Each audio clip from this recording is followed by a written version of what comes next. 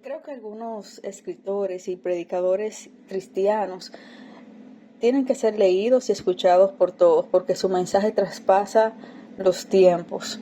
Y algunos de esos escritores, predicadores, avivadores son A.W. Tozer y Leonard Ravenhill. Hay muchos más que me gustan y me han marcado, pero en esta ocasión quiero leer el libro de Leonard Ravenhill que se llama ¿Por qué no llega el avivamiento? Y comenzaremos leyendo con el prólogo que fue escrito por este otro escritor y predicador y maestro A.W. Tozer, que también fue uno de los mentores de Leonard Ravenhill. Ambos son excelentes. Si puedes conseguir uno de sus libros, prédicas, míralo. Y si no, quédate atento y escucha las palabras de este libro. Comenzaremos con el prólogo, que fue escrito, como te dije, por A.W. Tozer. Y comienza así. Las grandes empresas industriales suelen tener empleados que solamente son necesarios en caso de ocurrir un desperfecto. Cuando algo va mal en la maquinaria, estos hombres se ponen en acción para localizar el defecto, lo reparan y la máquina vuelve a funcionar. Para estos técnicos, el trabajo rutinario no es de interés. Son especialistas en descubrir y reparar desperfectos. En el reino de Dios sucede también así. Dios tiene siempre especialistas cuyo principal objetivo ha sido y es reparar la catástrofe moral, el deterioro en la salud espiritual de las naciones o de la iglesia.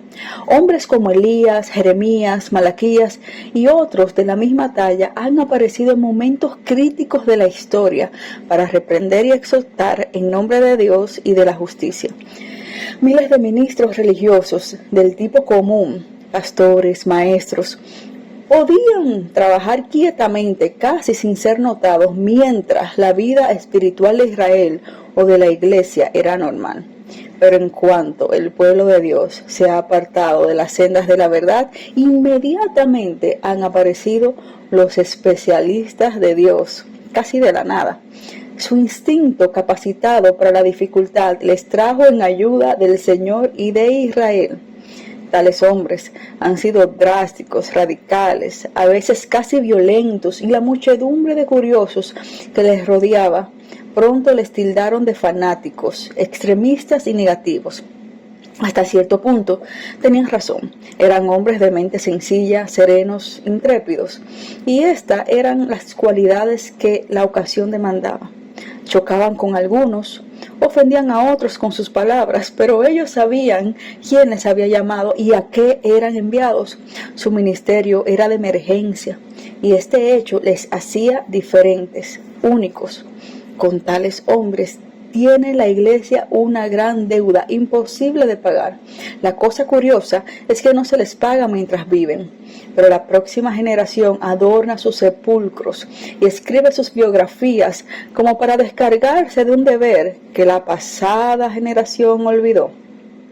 Los que conocen a Leonard Ravenhill reconocerán en él a uno de estos especialistas religiosos, a un hombre enviado por Dios no para llevar a cabo la tarea normal de la iglesia, sino para desafiar a los sacerdotes de Baal en la cumbre de su montaña eclesiástica. Reprochar a los descuidados ministros del altar, afrontar a los falsos profetas y advertir al pueblo por ellos extraviado. Tales hombres no son compañeros fáciles.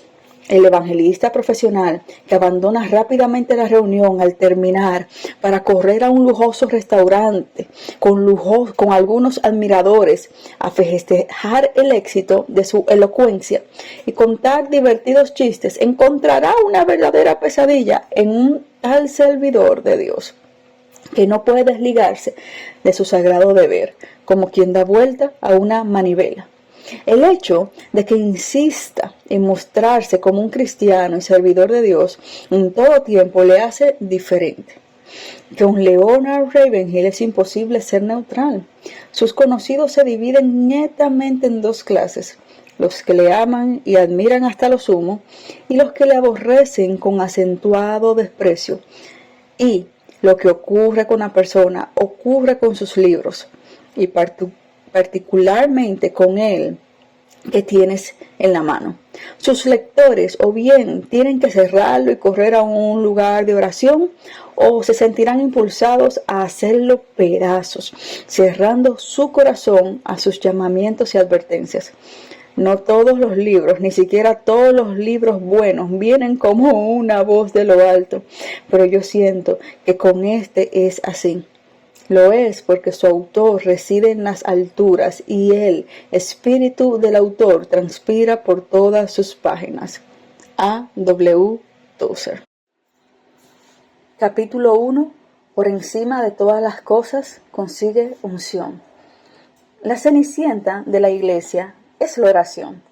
Esta criada del Señor es despreciada y desechada, porque no se adorna con las joyas del intelectualismo, ni las brillantes sedas de la filosofía, ni con la impresionante tiara de la psicología. Lleva los delantales de honesta sinceridad y humildad. No teme arrodillarse en defecto de la oración, humanamente hablando, es que no se apoya en la eficiencia mental. Esto no quiere decir que la oración sea la aliada de mentes enfermas, sino que en estos solo se aprecia la eficiencia intelectual, pero la oración requiere una sola cosa: espiritualidad. No se necesita indispensablemente la espiritualidad para predicar.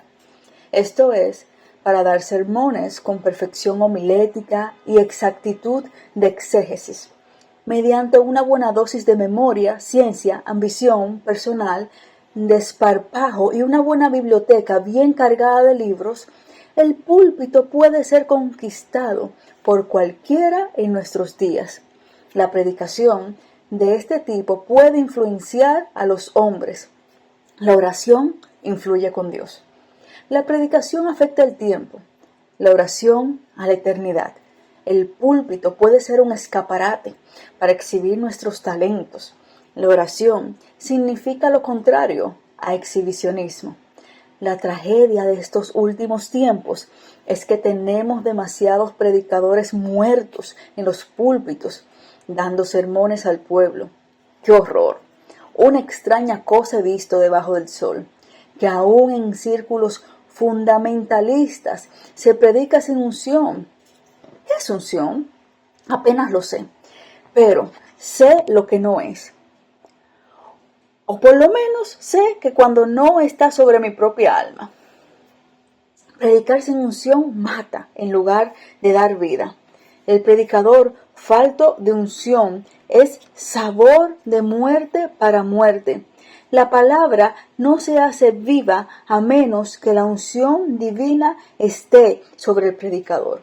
Por lo tanto, el predicador, sobre todas las cosas buscadas, busca unción.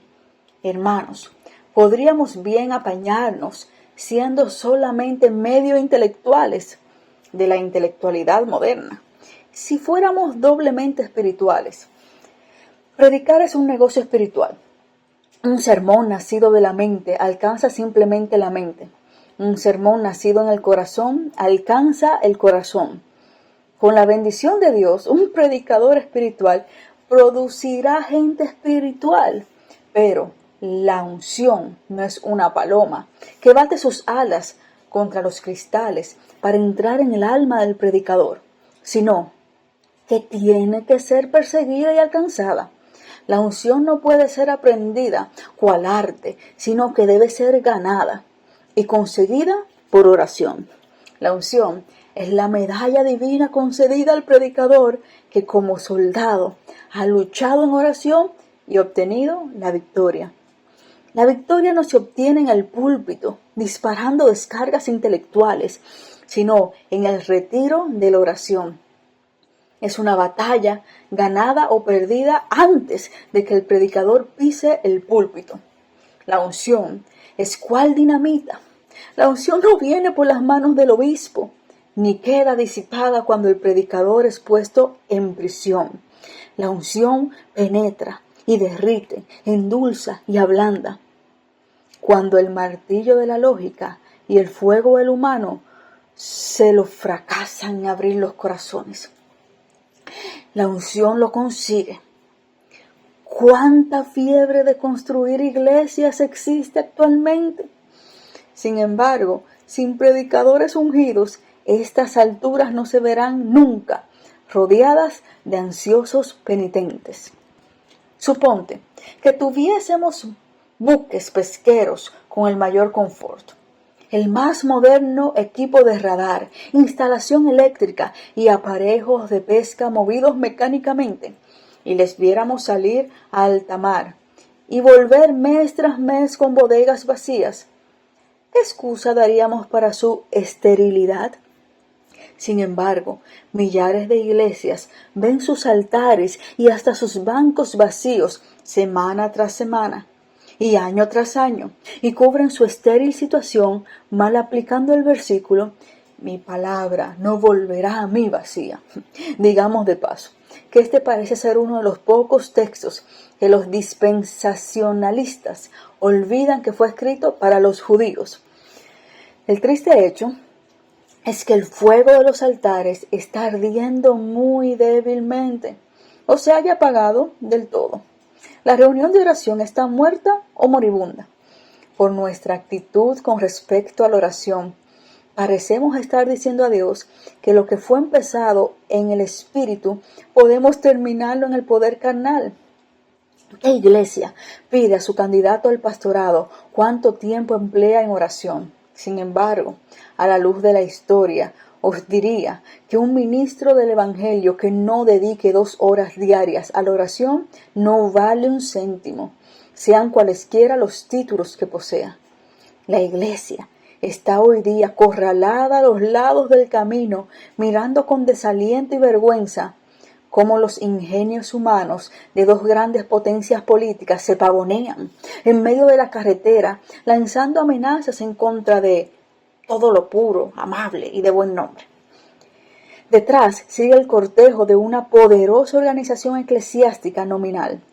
En tanto, el diablo ha sustituido la doctrina cristiana de la regeneración por la reencarnación budista, al Espíritu Santo por los espíritus familiares del espiritismo, los milagros por las curaciones psicológicas de la ciencia cristiana, a Cristo por el ecumenismo capitaneado por Roma. Contra estos 2 males gemelos, aunque aparentemente antitéticos, el sistema ateo y la organización religiosa nominal, ¿qué tiene la verdadera iglesia cristiana para ofrecer?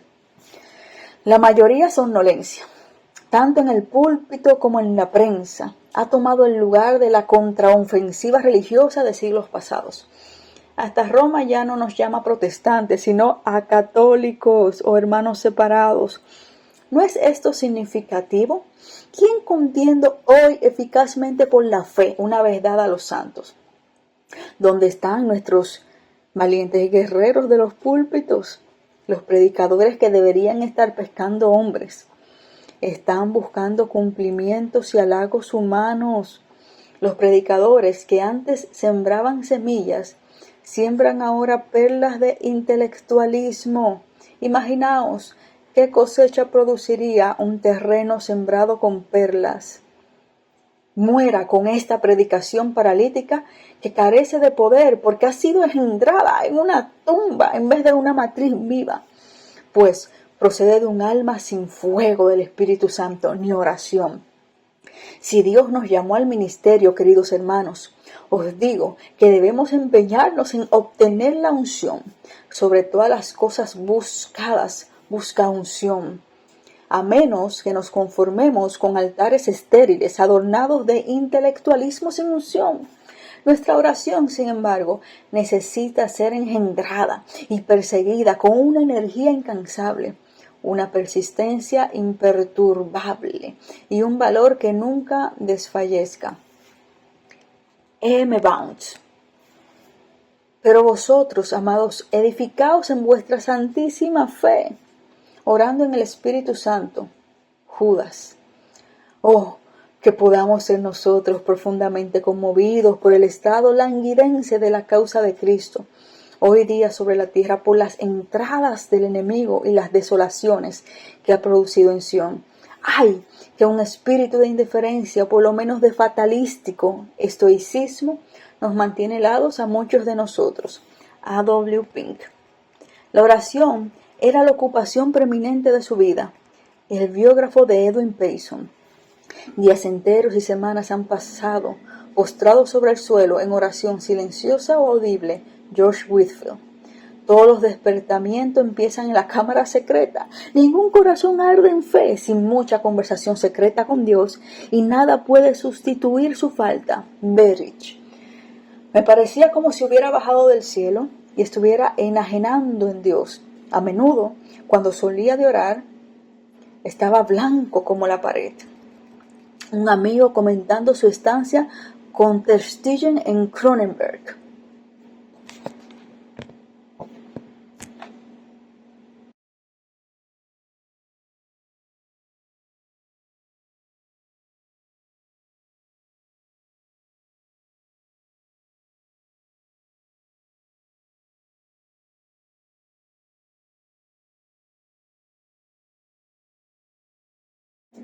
Capítulo 2. La oración se apodera de lo eterno. Ningún hombre es más grande que su vida de oración. El pastor que no ora está jugando en religión. El pueblo que no ora está extraviado. El púlpito puede ser un escaparate de humanos talentos, pero la cámara de oración no tiene ventanas al exterior. Pobre como se muestra la iglesia hoy día en tantas cosas. Lo es más en cuanto a la oración. Tenemos muchas organizaciones, pero pocos penitentes, muchos espectáculos y actores, pero pocos orantes, muchos cantores, pero pocos corazones heridos, grandes pastores y débiles guerreros en Cristo. Muchos aparatos, pero poca pasión. Muchos actuantes, pero pocos intercesores. Muchos escritores, pero pocos luchadores. Fallando en esto, fallamos en todo. Los dos requisitos para una vida cristiana victoriosa son visión y pasión. Ambos son nacidos y sustentados por la oración. El ministerio de la predicación está abierto a pocas personas, pero el ministerio de la oración, el más elevado de todos los ministerios humanos, está abierto a todos. Los adolescentes espirituales dicen: hoy no iré al templo, solo es una reunión de oración. Creo que Satán tiene poco que temer hoy día de los púlpitos, pero experiencias pasadas lo obligan a levantar todo su infernal ejército en contra del pueblo de Dios cuando ora. Los cristianos modernos conocen poco aquello que Jesús dijo de atar o desatar, aunque la promesa es para nosotros: todo lo que vosotros atareis. ¿Lo has realizado recientemente? Dios no es pródigo con su poder, pero para hacer mucho para Dios tenemos que estar mucho con Dios. Este mundo está precipitándose al infierno con una velocidad tal que el más veloz aeroplano es al lado de tal marcha como una tortuga. Sin embargo, hay pocos de nosotros que pueden recordar la última noche que dejaron de acostarse para pasarle en vela ante Dios en demanda de un despertamiento mundial. No nos sentimos movidos a compasión, confundimos el andamio con el edificio, la predicación de nuestros días con su pálida interpretación de las divinas verdades. Nos hace tomar la acción por unción, la comunión por nuevo nacimiento y los balbuceos por despertamiento. El secreto de la oración es el orar en secreto. El pecador cesa de orar y el que ora cesa de pecar. Somos mendigos en bancarrotas, pero no estamos quebrantados ni aún ligeramente doblados. La oración es profundamente simple y simplemente profunda. La oración es la más sencilla forma de hablar, simplemente infantil. Sin embargo, es tan sublime que sobrepasa y agota todo vocabulario humano. Una catarata de palabras ardorosas tan grande como la del Niágara no impresiona a Dios ni le mueve. Una de las más ardientes y profundas intercesoras del Antiguo Testamento no tenía palabras. Sus labios se movían, pero su voz no se oía. Ninguna expresión lingüística. Hay gemidos indecibles que no pueden ser expresados con palabras. Estamos tan por debajo del nivel del cristianismo novotestamentario que no conocemos la clase de fe histórica de nuestros padres espirituales, con sus implicaciones y operaciones. Y solo conocemos la fe histórica de nuestros contemporáneos. La oración es para el creyente lo que el capital para el negociante. ¿Puede alguien negar que el afán de la iglesia moderna por dinero? Sí, que es por dinero. Sin embargo, lo que más preocupa a la iglesia de nuestro tiempo es lo que menos preocupaba a la iglesia apostólica. Nuestro énfasis es sobre donativos. El suyo era sobre oración. Cuando damos, podemos edificar un buen local. Cuando ellos oraban, el local temblaba. En los días del Nuevo Testamento, la inspiración del Espíritu sacudía el infierno. En cambio, en nuestros días, la oración que vence al mundo nunca había sido dejada por tantos, al cuidado de tan pocos. Sin embargo, no hay sustituto para esta clase de oración. O la practicamos o morimos.